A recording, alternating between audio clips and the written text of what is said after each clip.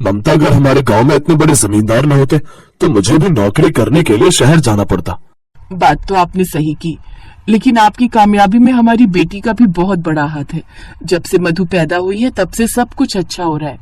बिल्कुल सही कहा तुमने ममता, हमारी मधु किसी परी से कम नहीं है। तभी वहाँ पर उनकी बेटी मधु आ गई। पापा पापा घोड़ा बनो ना, मुझे घोड़े की सवारी करनी है। अरे क्यों नहीं बेटा, मैं तेरे लिए घोड़ा तो क्या गधा भी बन जाऊंगा।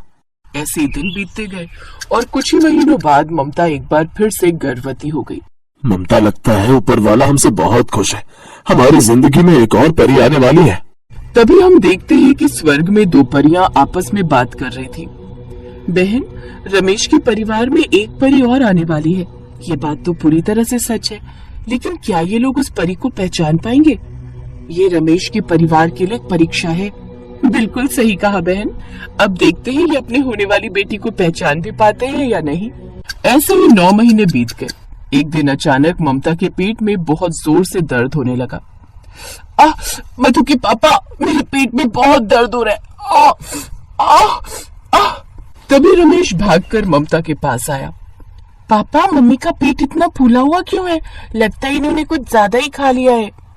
नहीं बेटा ममता, मैं जल्दी से काकी को बुलाकर लाता हूँ, लगता है डिलीवरी का समय आ गया है। रमेश तुरंत भागकर गांव में गया और एक बूढ़ी काकी को बुलाकर ले आया। काकी अपने साथ कुछ और भी औरतों को ले आई।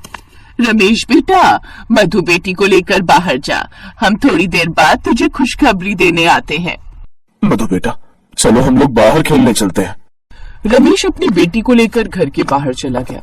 अंदर काकी ने उन औरतों के साथ मिलकर ममता की डिलीवरी को अंजाम दिया। थोड़ी देर बाद काकी बाहर आ गई।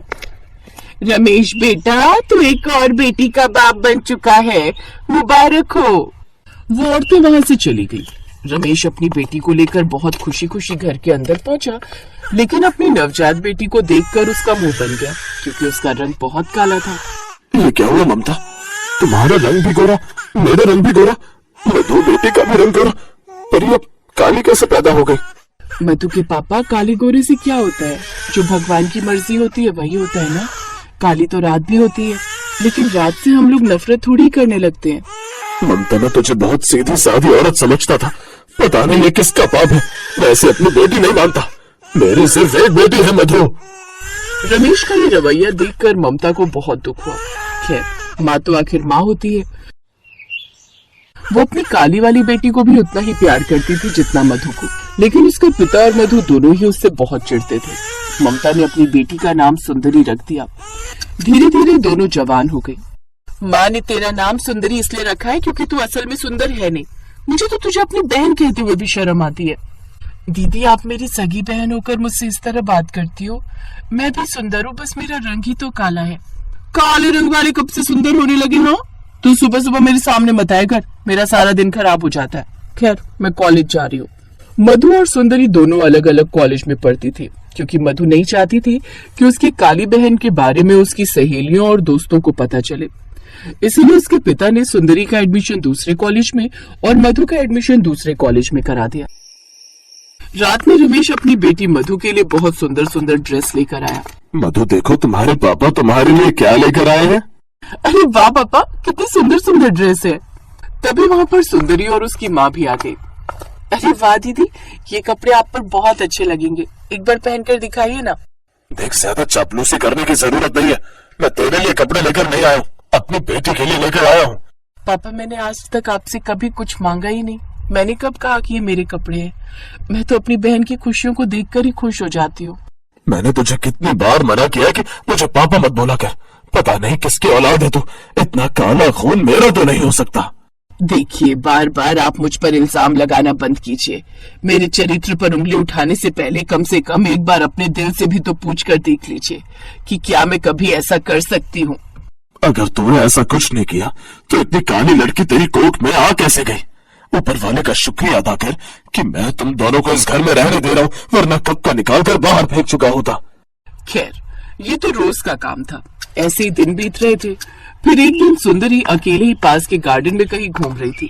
तभी उसने एक मोरनी को देखा। अरे वाह, कितनी सुंदर मोरनी है ये, पास जाकर देखती हूँ। सुंदरी ने पास जाकर देखा तो मोरनी के खून निकल रहा था। वो घायल अवस्था में पड़ी हुई थी। मोरनी तो घायल हो चुकी है, मुझे इसका इलाज करना होगा, इसे घर लेकर जाती हूँ। सुंदरी मोरनी को अपने घर लेकर चली आई और उसका इलाज किया। उसने उसके घाव पर मरहम लगाया और पट्टी भी बांधी, जिससे मोरनी अब ठीक होने लगी। दोनों की खूब दोस्ती भी हो गई।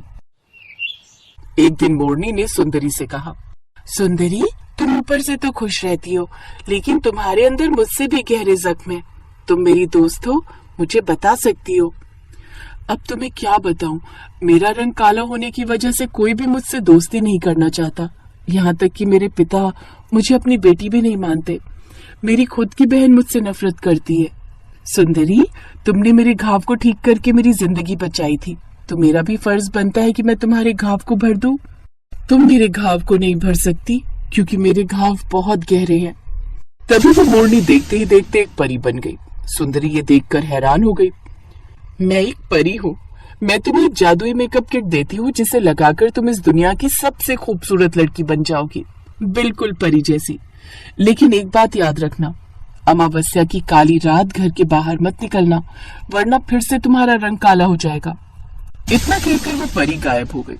लेकिन चुपके से उसकी बहन मधु ये सब सुन रही थी। वो तुरंत सुंदरी के कमरे में पहुंच गई। सुंदरी, तू मेरी बहन है ना, थोड़ा सा मेकअप मुझे भी दे दे प्लीज। सुंदरी का दिल बहुत बड़ा था। उसने थोड़ा सा मेकअप का सामान मधु को भी दे दिया।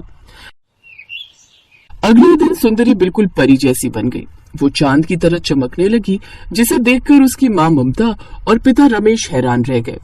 ममता, तेरी बेटी को क्या हो गया? कल तक तो ये काली थी, अचानक इतनी सुंदर कैसे हो गई? परमात्मा को लगा होगा कि उसके बनाए हुए काले रंग से हर कोई नफरत करता है, इसीलिए शायद उसने मेरी बेटी का रंग भी गोरा कर दिया।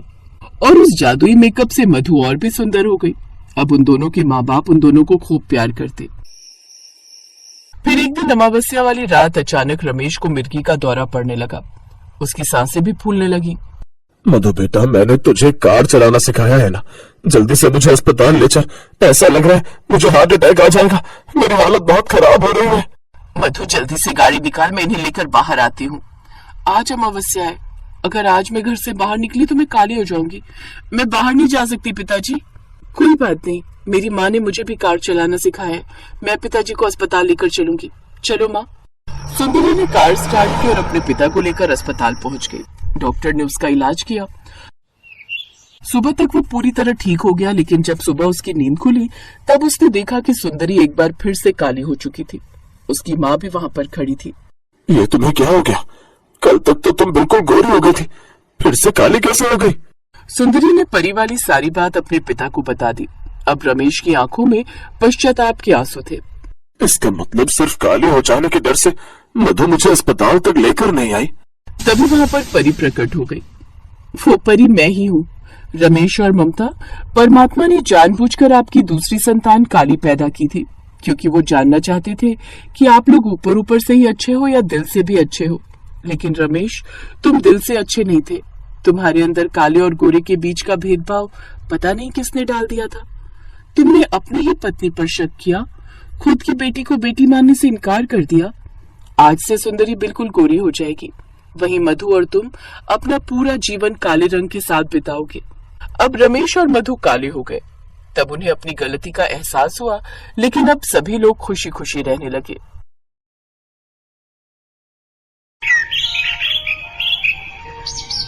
आरती को बचपन से कुछ भी नहीं मिला। उसे ना ही किसी का प्यार मिला और ना ही कोई खिलौने, क्योंकि वो काली थी। दूसरी तरफ आरती की सौतेली बहन पायल को सब कुछ मिला। वो गोरी थी और उसके माता पिता उससे बहुत प्यार करते थे। इसलिए आज जब दोनों बहनों की शादी है, तब पायल को 1 लाख का लहंगा मिला और आरती को कुछ मिला ही नहीं। आरती बस बैठकर ये सोचने लगी कि मेरे पास तो कुछ भी नहीं है, शादी का लहंगा नहीं है, क्या पहनकर मंडप में जाऊंगी मैं। आरती के पास लहंगा तो दूर, एक अच्छी साड़ी तक नहीं थी। बचपन से उसके साथ यही होता आया है। आरती की माँ आरती को जन्म देते हुए ही मर गई थी। आरती काली पैदा हुई थी, ये देखकर उसके पिता ने कहा था, अरे ये तो कोयले से भी काली है, ये कैसी बेटी पैदा करी है इसने। हरिहर को आरती पसंद नहीं आई। उसे काली बेटी नहीं चाहिए थी, इसीलिए 1 हफ्ते के अंदर उसने फिर से शादी कर ली। आरती की सौतेली माँ का नाम रत्ना था और रत्ना ने 1 साल के अंदर एक गोरी बेटी को जन्म दिया। हरिहर की खुशी का ठिकाना नहीं रहा। अरे ये हुई ना बात, बेटी हो तो गोरी हो, काली तो कुतिया भी होती है। हं। हरिहर ने उसका नाम पायल रखा और पायल को माँ बाप दोनों का प्यार मिलने लगा। आरती को मिला तो सिर्फ और सिर्फ घृणा। उसकी सौतेली माँ उससे कहती थी, तेरा मुंह देखकर मेरी भूख मर जाती है, खाने के समय मेरे सामने मत आया कर। रत्ना, हरिहर और पायल एक साथ एक परिवार की तरह इकट्ठे बैठकर खाते थे, लेकिन आरती को वहां जगह नहीं मिलती थी। उसे रसोई में बैठकर खाना पड़ता था, वो भी सूखे चावल। खाना खाते हुए आरती हर रोज रोते हुए अपनी माँ को याद करती थी। माँ, आप मुझे अपने साथ लेकर क्यों नहीं गई? माँ, मैं आपके पास आना चाहती हूँ। भगवान मुझे ऊपर बुला लीजिए, मुझे अपनी माँ के पास जाना है। एक तो सौतेली, ऊपर से काली। ऐसी लड़कियों के नसीब में सिर्फ और सिर्फ दुख, दर्द और पीड़ा ही लिखा हुआ है। ये बात आरती बहुत पहले समझ गई थी। ऐसे ही वो बड़ी होने लगी। पायल को प्यार मिलता रहा और उस वजह से वो घमंडी बन गई और वो दोनों जवान हो गए। दोनों की शादी की उम्र हो गई। घर में पायल की शादी की बात चलने लगी। बेटी, अब तेरी शादी की उम्र हो गई है ना, तुझे शादी करनी होगी, उसके बाद तेरे बच्चे होंगे। माँ, आप भी ना। हमारी बेटी शर्मा गई। वहां आरती आई और बोली, हाँ बहन, तू बहुत खूबसूरत लगेगी। आरती को देखकर पायल गुस्सा हो गई। आ गई तू? हमारी एक पल की खुशी तुझसे देखी नहीं जाती है क्या? अपनी गंदी शक्ल लेकर चली आई यहाँ। लेकिन बहन, मैंने ऐसा क्या बोल दिया? पहली बात तो मुझे बहन कहना बंद कर। मैं तेरी बहन नहीं हूं, तू इस घर की नौकरानी है। मैं कोई नौकरानी की बहन नहीं हूं। जा भाग यहां से, जाकर खाना बना। अरे, खाने से याद आया, कल पायल को देखने के लिए लड़के वाले आ रहे हैं। आरती, उनके लिए बहुत सारा खाना बनाना, समझ गई? जी पिताजी। आरती वहां से चली गई। अगले दिन पायल को देखने के लिए लड़के वाले आए। लड़के का नाम आलोक था। आलोक अपनी माँ के साथ आया था। साथ में उनका नौकर रघु भी आया था। आते ही आलोक की माँ जानकी ने हंसते हुए कहा, हरिहर जी, हम एक नौकर को लाए हैं हमारे साथ। आपको कोई तकलीफ तो नहीं है? वो बात ऐसी है कि हम उसके बिना कहीं जा नहीं सकते। नहीं नहीं, कोई बात नहीं जी। आइए आइए, अंदर आइए। रघु के साथ जानकी और आलोक अंदर आए। रघु भी बचपन से उन लोगों के साथ ही है। जानकी और आलोक सोफे पर बैठ गए और रत्ना पायल को लेकर हाजिर हो गई। वाह, पायल तो दिखने में बहुत अच्छी है। अरे वाह बेटा, एक नजर में पसंद भी कर लिया। वो लोग बैठकर गप्पे शप्पे लड़ाने लगे और तभी आरती खाना लेकर आ गई। ये लीजिए, आप लोगों के लिए खाना लाई हूं, खा लीजिए नहीं तो ठंडा हो जाएगा। हरिहर जी, ये कौन है? अब ये हमारे घर की नौकरानी है। अच्छा, पायल बेटी, तुम्हें खाना बनाना आता है ना? पायल को खाना बनाना नहीं आता था, इसीलिए वो चुप रही। जानकी और आलोक ने आरती का बनाया हुआ खाना खाया और उन लोगों को बहुत अच्छा लगा। वाह वाह, खाना तो बड़ा स्वादिष्ट है। लेकिन हरिहर जी, ये तो आपकी नौकरानी ने बनाया है, लेकिन मुझे आपकी बेटी के हाथ का कुछ खाना है। वो असल में मेरी बेटी को खाना बनाना नहीं आता है। तो फिर ये शादी नहीं हो सकती। शादी के बाद हम खाएंगे क्या? तभी हरिहर के दिमाग में एक आइडिया आया। क्यों ना रघु के साथ आरती की शादी कर दी जाए। आरती भी आपके ही घर में चली जाएगी और हर रोज खाना बनाकर खिलाएगी। सभी शादी के लिए मान गए। आरती और रघु से किसी ने एक बार भी नहीं पूछा। हरिहर ने एक तीर से दो निशाने मार दिए। दहेज के बिना आरती की शादी नहीं होने वाली थी, लेकिन अब आरती को विदा करने के लिए हरिहर को एक्स्ट्रा पैसे खर्च करने की जरूरत नहीं पड़ेगी। शादी का दिन नजदीक आने लगा और पायल ने 1 लाख का लहंगा खरीद लिया। आरती ने कहा, पिताजी, मेरे लिए लहंगा नहीं खरीदा आप लोगों ने? तू लहंगा पहनकर क्या करेगी? नौकरानी को लहंगा पहनना है, हाँ? सभी ने हंसते हुए आरती की बात को टाल दिया, लेकिन आरती को पता था कि शादी जिंदगी में सिर्फ एक ही बार होती है। मुझे भी लहंगा चाहिए। 1000 का लहंगा हो तो भी चलेगा। तेरे लिए 1 रुपया भी खर्च नहीं करूंगा मैं। पता नहीं कहां से आ गई तू। तुझे तो अफ्रीका के जंगलों में होना चाहिए था। और ऐसे ही शादी का दिन आ गया। पायल लहंगा पहनकर तैयार होने लगी, लेकिन आरती के पास पहनने के लिए कुछ भी नहीं था। वो अपनी माँ की फोटो के सामने खड़ी होकर रोने लगी। माँ, क्या ऐसी शादी होगी मेरी? न लहंगा न अच्छे कपड़े, यहाँ क्यों रख के गई मुझे माँ? उत्तर दो माँ, उत्तर दो।